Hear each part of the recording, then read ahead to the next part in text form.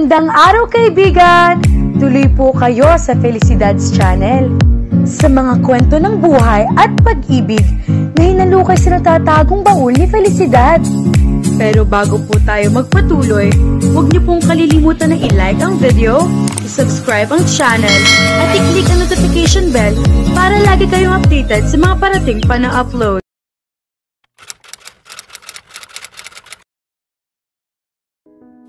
Naglakad si Beauty patungo sa nag-iisang bakanting table sa cafeteria. Inalapag niya ang tray na may lamang pagkain sa mesa at naupo. Mag-isa lang siya ngayon. Wala kasi si Hana. Nasa Baguio ito para umattend sa 3-day seminar para sa mga miyembro ng Student Council. May I join you? Napahinto si Beauty sa pagkain at nag-angat ng tingin. Isang gwapo at matangkad na lalaki ang nakatayo sa harap niya. Nakangiti ito habang may hawak na food tray. Tumango siya. Hindi naman niya pag-aari ang cafeteria para tanggihan ang lalaki. Naupo ito sa harap niya. Ipinagpatuloy niya ang pagkain. Iyon nga lang, bigla siyang naasiwa nang maramdaman ang pagtitig sa kanya ng kaharap. Tumikhim siya. Will you stop staring at me? Sorry. Bahagyang tumawa ito. I'm Louie. By the way, ikaw si Beauty, di ba? Kumunot ang kanyang noo. Bakit mo ako kilala? Sa halip na sumagot ay ngumiti lang si Louie. Bagay sa iyo ang pangalan mo. You're beautiful. Hindi na niya napigilan ang pagsalubong ng mga kilay. I don't talk to strangers. But you're already talking to me. Huminga si Beauty ng malalim. Umakyat yata ang lahat ng kanyang dugo sa ulo. Mister, pwede bang manahimik ka at kumain na lang? Nawawalan ako ng ganang kumain sa pang-iistorbo mo. Nakakainis lang kung kailan ang dami niyang iniisip sa buhay ay saka pa may isang lalaki na memerwisyo sa kanya. Okay, sorry. Mabuti naman at tumahimik si Louie. Minadali niya ang pagkain para makaalis na sa cafeteria. Kahit kasi wala nang imik ang kaharap, hindi pa rin siya komportable sa presensya nito. Iyon nga lang, sa sobrang bilis sa pagkain, nabilaukan na si Beauty. Kung minamalas ka nga naman, oo.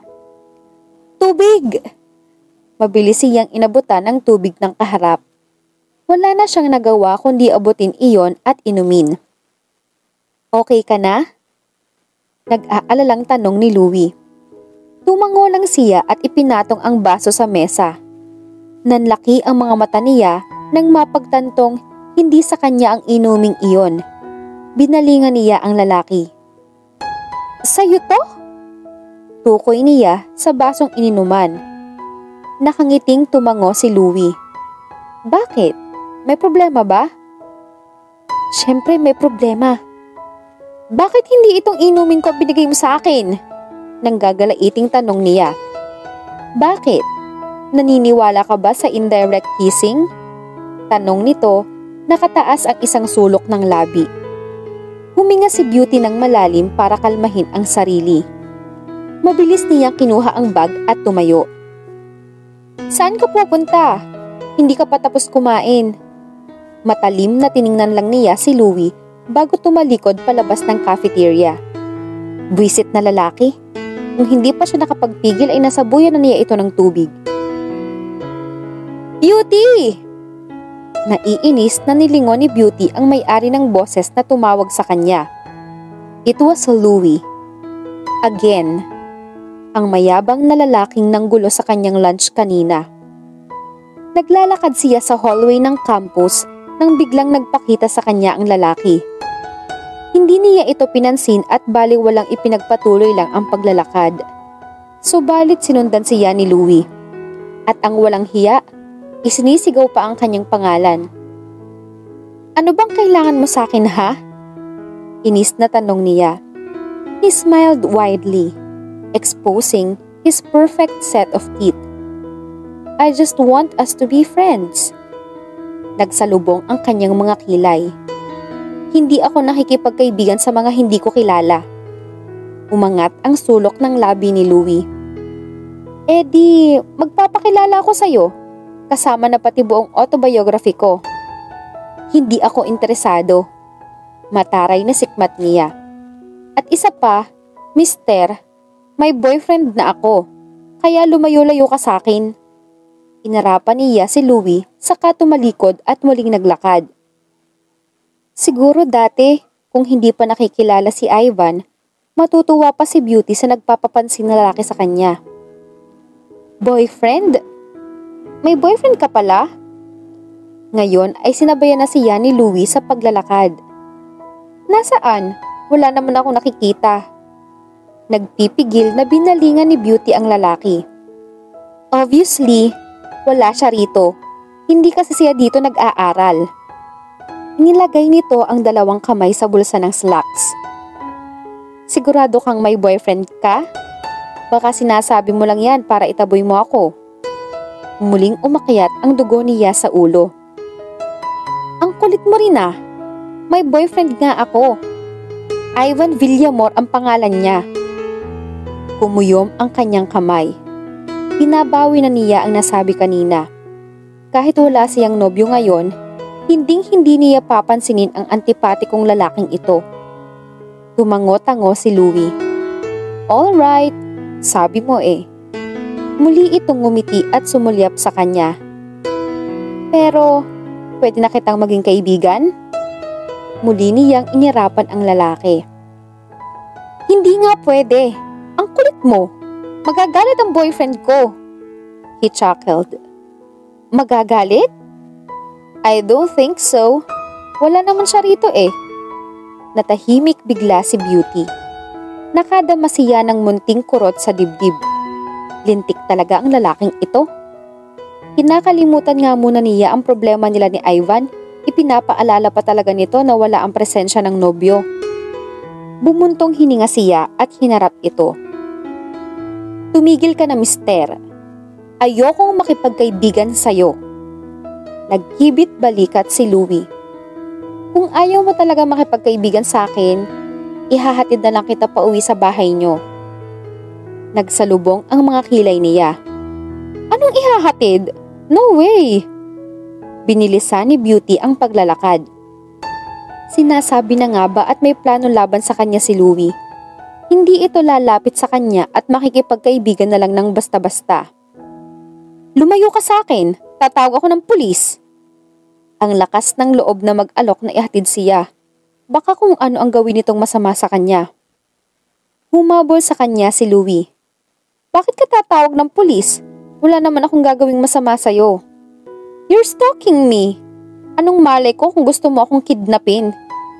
Lumapit siya sa security guard na nakabantay sa exit gate ng eskwelahan. "Manong, hulihin niyo nga ang lalaking ito." Itinuro niya si Louie sa likuran. "Kanina pa ho yan sunod ang sunod sa akin." Inismira niya ang lalaki. Sa halip na mabahira ng takot ang mukha ni Louie, tumawa lang ito at tinapik ang balikat ng guard. "Nagbibiro lang yan, Manong." "Hindi ako nagbibiro ha." Mariing giit ni Beauty. Subalit ang lintik na gwardya, nakangisi lang habang nakatingin sa kanila. Bumenta ang sinabi ng lintik din na si Lucky na ito. She gritted her teeth. Halos umusok ang kanyang tainga sa galit. "Ano ka ba? Hindi ka ba talaga titigil?" Isang-isa na lang, makakatikim na si Louie ng suntok sa kanya. "Bakit ba galit na galit ka?" Nagtatakang tanong nito. "Nag-aalok lang naman ako na ihatid ka." "Ayoko nga eh." Napapikit si Beauty. Napapatingin na sa kanila ang mga estudyanteng kasabay nila. Nagulat na lang siya nang biglang sumara ang malaking gate ng eskwelahan. Sinanyasan pala ni Louie ang guard na isara ang exit gate. Nagtatakang napahinto ang mga estudyante. Siya naman ay bumaling kay Louie. Ngumisi ito sa kanya. "Hindi ko pabubuksan ang gate hanggat hindi ka pumapayag na magpahatid sa akin." Malakas na napasinghap si Beauty kasabay ng mahinang pagmumura. Ano bang kalokohan ang pumasok sa utak ng taong ito? At bakit nagawa nitong utusan na lang ang guard? Sino ba to? Gosh! Sino ba ang gwapong yan? Shucks! Si Louie de Guzman yan! Crush ko yan eh! Narinig niya ang bulong-bulungan ng mga estudyante. Kahit hindi subukang tumingin sa paligid, sigurado si Beauty na siya ang center of attraction na ng lahat. Thanks to this Louie bastard. Miss! Pumayag ka na! Huwag nang umarte! Sobrang gwapo kaya niya. Kuya, ako na lang ihatid mo, kahit hanggang impyerno pa. Napapikit siya sa matinding kahihiyang inabot. Habang tumatagal, dumarami na rin ang mga taong nakakasaksi sa kabulastugang iyon. Naku po, baka sa isang araw laman ako ng school paper namin. Nanlilisik ang mga matang tumingin si Beauty sa lalaki. Saka tumango kahit labag sa kanyang loob. Bukas na ang gate, Manong. Utos ng nakangising si Louie. Dito na lang! Marahas na baling ni Beauty kay Louie pagdating nila sa tapat ng bahay nila. Inihinto ni Louie ang sasakyan. Hanggang ngayon ba galit ka pa rin? Inalis niya ang suot na seatbelt. Sino bang matutuwa sa ginawa mo? Habang nasa sasakyan sila, ay panay ang singhal niya kay Louie. Hindi niya ito nilubayan hanggat hindi niya na ilalabas ang galit. Nagpapasalamat na lang siya dahil wala itong ginawa sa kanya. Nalaman ni Beauty kanina na anak pala si Louie ng isa sa mga may-ari ng eskwelahan nila. Kaya pala ganoon na lang kung utusan nito ang gwardya. That explains kung bakit masyadong maaskad ang ugali ni Louie. Binuksan niya ang pinto ng sasakyan para lumabas. Sa kanyang inis ay lumabas din ng kotse ang lalaki. Ano? Wala akong planong papasukin ka sa loob ng bahay namin. Panunupalpal niya. Ngumisi lang si Louie. Naghihintay lang ako ng thank you mo. She sneered. Bakit ako magpapasalamat? Ikaw nga ang may kasalanan. Napahinto siya sa pagsasalita nang bumukas ang gate ng bahay nila. Iniluwa niyon ang kanyang mama. Beauty, nandito ka na pala. Dumako ang tingin ng mama niya kay Louie. May kasama ka pala. Good evening, ma'am. Magalang na bati ni Louie sa kanyang mama. Good evening, iho. Magiliw na bati ng mama niya sa lalaki. She finally turned to her. Bakit hindi kayo pumasok ni... Muli itong sumulyap sa lalaki. What's your name, iho? Louie de Guzman po. Lumuwang ang ngiti ng kanyang mama. Really? Your name is Louie? Amused na tanong nito. Yes, ma'am.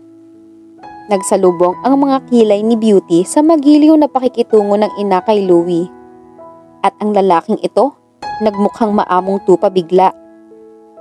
Dito ka na kumain ng hapunan, Louie. Ma! Mabilis na saway niya sa ina.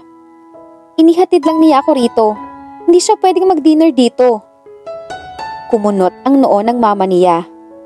At bakit naman hindi pwede, Beauty? Mabilis siyang nag-isip ng dahilan. Kasi kailangan na niyang umalis. May pupuntahan pa siya. Noon ka napapasukin niya ang lalaking ito sa bahay nila. Si Ivan pa lang ang lalaki nakatungtong sa bahay nila. Sumulyap si Louie sa suot na relo. Sa pagkakatanda ko, wala naman akong pupuntahan ngayon. Great! Masayang sambit ng ina. Pumasok na tayo sa loob. Nagngingit-ngit na nilapitan ni Beauty si Louie. Pareho silang nakasunod ngayon sa mama niya. Bakit hindi ka pa umalis, ha? Nagkibit balikat ito at ngumiti. Nakakahiya namang tumanggi sa mama mo. Kung pwede lang niyang sipain ang mukha nito pabalik sa sasakyan, ginawa na niya kanina pa.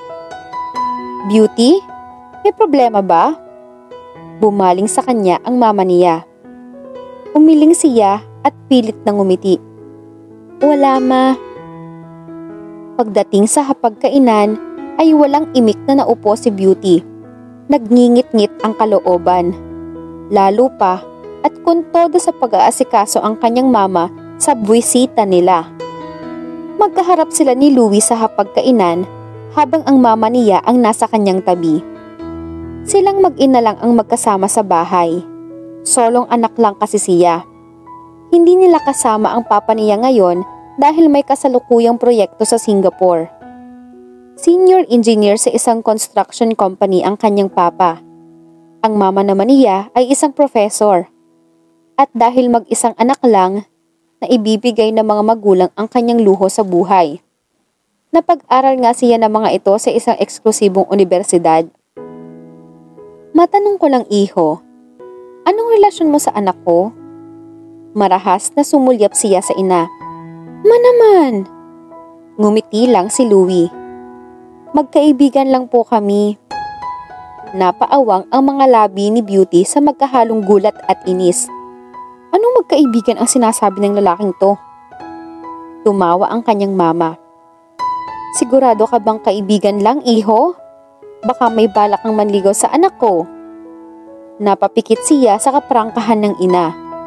Kung ibang lalaki ang kaharap nila, hiyang-hiya na siya ngayon.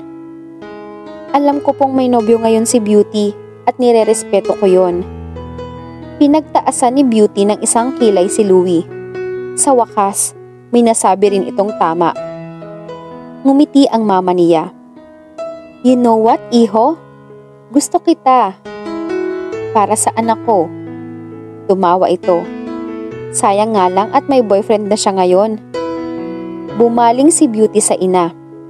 Of course ma, hindi na kami maghihiwalay ni Ivan. Magiliw naman ang kanyang mama kay Ivan. Pero bakit mas magiliw pa ito kay Louie? Sinabi pang gusto nito si Louie para sa kanya. Nakaka-high blood lang. Pero aminin mo anak, gwapo rin si Louie, di ba? Sa halip na sumagot ay umispid lang si Beauty at bumaling sa pagkain.